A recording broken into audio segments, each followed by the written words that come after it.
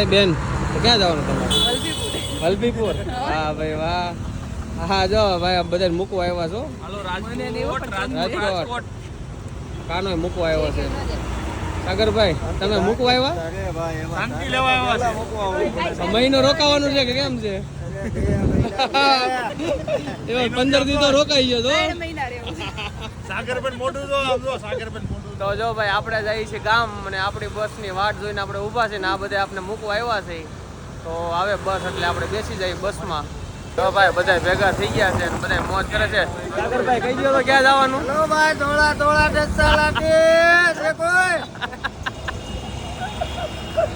તો આપણે બેસી ગયા છીએ બસમાં અને જો ભાઈ બસનો લુક કંઈક આવો છે. બહુ મસ્ત બસ છે હો ભાઈ. તો ચાલો આપણો 9-10 નંબર છે ને અભયભાઈ બેસી ગયા છે અંદર. બધા ગામડાની મજા અલગ જ છે. કંઈક જવાની મજા આવે બસમાં. હું જવાનું મજા જ એવા રાખે. તો ફાઇનલી આપણે બેસી ગયા છીએ બસમાં. આપણી બસ છે કામધેનું. તો ચાલો સુરતથી નીકળી ગયા છીએ. તો મળીએ સવારે ગામડે. બસનો લુક પણ ટોપ છે અત્યારે. બસ બધી પણ જોવો તમે એક નંબર, કાંઈ ઘટે જ નહીં. Sleeper coach. આ છે આપણી ટિકિટ અને અત્યારે તો ભાઈ બસમાં ડિજિટલ સમય આવી ગયો હતો. એપ્લિકેશનના થ્રુ કામ થાય. પાકા પાયા બધી બસવાળાએ કરવા માંડ્યા છે. અને પછી આપણે પણ લઈ લીધા થોડાક સિનેમેટિક શોટ. તો જુઓ બારીથી આવો વ્યૂ છે રોડનો અને મસ્ત. અને પછી પહોંચી ગયા આપણે નર્મદા બ્રિજ પર. તો એના પણ આપણે થોડા શોટ લઈ લીધા છે. તો ચાલો અત્યારે આપણે કરીએ આરામ ને સવારે મળીએ સીધા ગામડે. ગુડ મોર્નિંગ મિત્રો. તો જો આ છે આપણા ગામ જવાનો રસ્તો અને હવે આપણે ગામ નજીક પહોંચી ગયા છીએ. આપણા ગામડે ને આપણે જઈ રહ્યા છીએ આપણા ઘર તરફ. તો દાદા આવી ગયા હતા આપને લેવા. દાદા જય ગુરુદેવ કહી દો બધાને. જય ગુરુદેવ. કોણ છે? દાદાને એમ હતું કે વિડીયો કોલ છે પણ આપણે વિડીયો લેતા હતા એને બિચારાને ખબર નહોતી. આ છે આપણી શેરી અને આમાં આવે આપણું ઘર. તો ચાલો જઈએ. જો ભાઈ ગામડાની મોજ તો બહુ જ હોય પણ માણસો ન હોય અત્યારે. બધા વહી ગયા હોય ખેતી કામમાં. તો જુઓ રોડ રસ્તા છે ખાલી.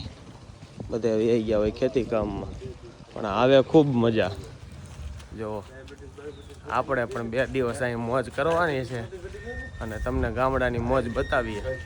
દાદા અને ભાઈ બે વાર્તાલાપ કરતા કરતા આવે છે. દાદા હમણાં પડી ગયા હતા, ચક્કર આવી ગયા હતા. શું થયું હતું દાદા તમને? પડી ગયા હતા? ઉભા થયા ને તો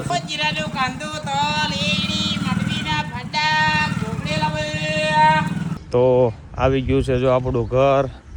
આ છે આપણી ડેલી. તો ચાલો ફટાફટ જઈએ ઘરે ને ડેલી ખોલીને જોઈએ શું કરે છે મમ્મીની.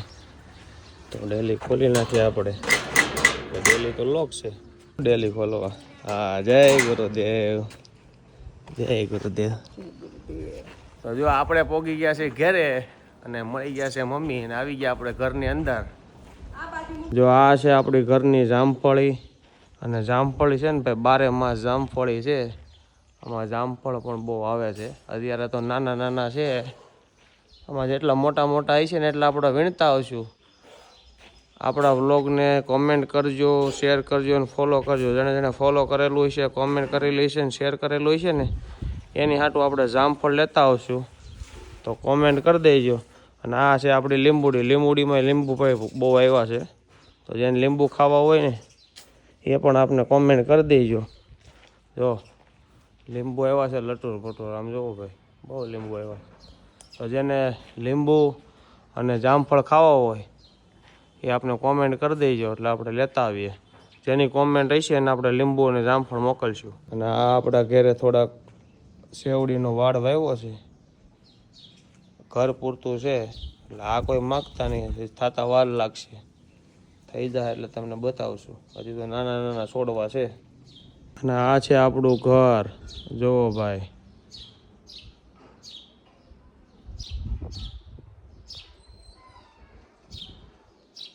આ નીચે ટાઇલ્સ નાખવાનું ચાલુ છે.